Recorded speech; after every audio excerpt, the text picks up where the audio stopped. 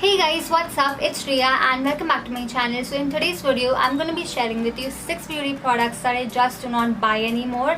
Now I want to put a disclaimer right here. If you use any of these products, if they work out for you and if you purchase them, then you can continue doing that. I am nobody to stop you from using something or from buying something that you like. I'm just here to talk about products that I don't like and that I won't buy anymore.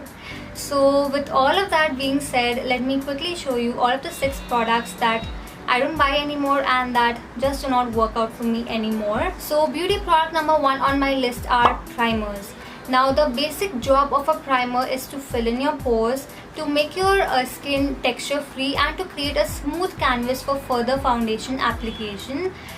People who have large open pores are usually the ones that use primers, and I had large open pores and there was a time when I used to use primers on a daily basis. So many people don't know about this, but if you use primers too frequently or too excessively, they can actually make your pores larger over time, and that's exactly what happened with me. So since I had large open pores, I used to use them every single day, and over a period of time my pores actually became quite large and I would just not be able to do without a primer anymore. Initially, I did not know the reason why my pores were becoming so large, but when I finally discovered that it was the primer that was causing my pores to become larger and larger, I discarded all of the primers that I owned. I had Color Bar, Lakme, L'Oreal, PAC and Musclair primers. I had 5 primers in my stash and I threw all of them away, and my skin has been thanking me ever since. So after a few months of actually stopping to use a primer, my pores started returning back to the normal size, and now my pores are pretty normal. I do have like large open pores on my face, but they are not so large that I require a primer. I can pretty much do without a primer, and I've also made peace with my large open pores. I do realize that pores are normal, they are natural and everybody has them. So I have made peace with my skin and I don't use primers anymore because they've only ruined my skin. Beauty product number 2 on my list are sheet masks. Now this might come as a bummer to some people because some people who use sheet masks on a daily basis kind of swear by them, but I don't really see why, because a sheet mask costs ₹100 and all it does is just hydrates your skin or moisturizes your skin. But if you use a sheet mask daily and if you multiply 100 by 30, then it's gonna cost you like 3,000 bucks to just hydrate and moisturize your skin. Instead of paying 3,000 for a pretty basic job like that, you can just buy a 300 rupees wala moisturizer, and that moisturizer will last you for over a month. So why waste so much money on just hydration for your skin when you can get that from a different product at a much cheaper rate? And then again, the thing with sheet mask is that the outer packaging of the sheet mask is usually plastic, which we all know is non-degradable. And then again, the actual sheet of the sheet mask may also be made of non-degradable material. There are very few brands in the market which actually manufacture biodegradable sheets of the sheet mask. So not all brands have biodegradable ones. So if it's a non-degradable sheet, then that again is going to result in a lot of non-decomposable waste, which is harmful for the environment. So I would much rather use a serum or a moisturizer than use a sheet mask for my skin. Now I do know that sheet masks are the trend right now, but it's only because they are so inexpensive to be manufactured and there are so many brands entering the sheet mask industry. Initially it was just the Face Shop that introduced sheet masks in the Indian market, and then that was followed by Garnier, Lakme, Color Bar, Nykaa, Deer Packer and so many more brands. Sheet masks are very inexpensive to be manufactured, and the profit margin in a sheet mask is very high. The cost price of a sheet mask is just a couple of bucks and they sell it for 100 or 150 bucks. So they have a lot of profit margin in these sheet masks, and that's the reason why so many brands are getting into the sheet mask industry and manufacturing their own sheet masks. And that's the reason why sheet masks are being marketed on such a huge scale. You'll see a lot of brands excessively marketing sheet masks, and you'll see a lot of influencers excessively promoting these sheet masks and excessively using these sheet masks only because they get them for free. So why won't they promote them? Why won't they use them? In my opinion, a sheet mask is a total waste of money, and I would just never use one unless I get it for free. So moving on to beauty product number 3 on my list, which are lip liners. Now when I had just started off with makeup, I used to buy the same shade lip liner as the lipstick that I owned, and I would line my lips with the lip liner first and then fill it in with the lipstick, because that's what I saw beauty bloggers doing in those days. But eventually when I started growing up, when I started realizing the value of money, and when I finally started thinking rationally, I realized that lip liners are such a waste of money. You can use a lipstick to both line your lips and to fill them in, so you don't require the same shade while a lip liner.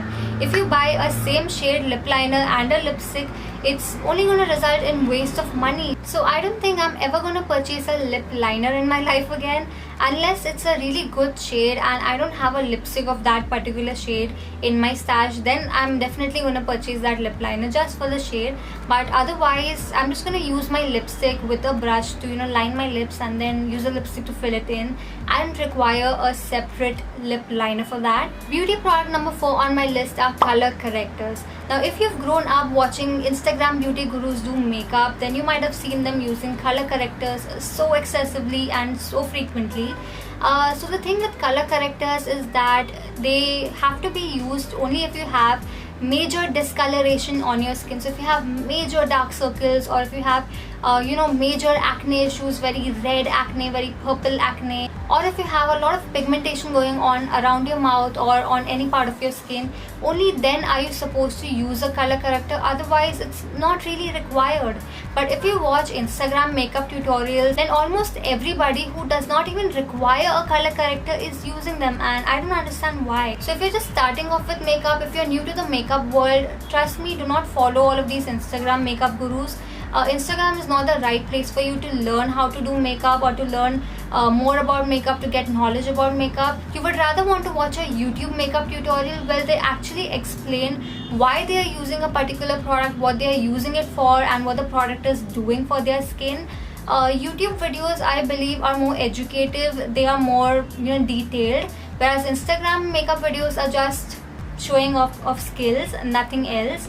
So if you are new to the makeup world, if you do not have a lot of knowledge about makeup, then try learning from YouTube videos rather than Instagram videos. And if you do not have major discoloration on your face, then stop using color correctors. You don't need them in your life at all. Beauty product number 5 on my list are separate eye and lip makeup removers. So there are a lot of companies that sell separate eye and lip makeup removers and separate base makeup removers, and I don't see the reason why.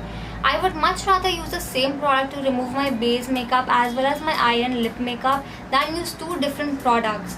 So the thing is that after a whole day of being out, or after a whole day of shooting, or after a night out, when I finally come home and when I finally sit to remove my makeup, I just want to get done as soon as possible. I don't want to apply 1,000 products to remove my makeup, to do my skincare. All I want to do is just get that makeup off my face and crash on my bed. And trust me, most of us don't even do that. Most of us just sleep with that makeup on because we're so lazy, because we're so tired. So using two separate makeup removers is just not the option for me. I have good makeup removers. I use Bioderma Sensibio H2, which is the best makeup remover to remove all of the makeup, whether it's your base makeup or your eye makeup or your lip makeup. I also use Mamaearth Micellar Foaming Makeup Remover, I think that's the name.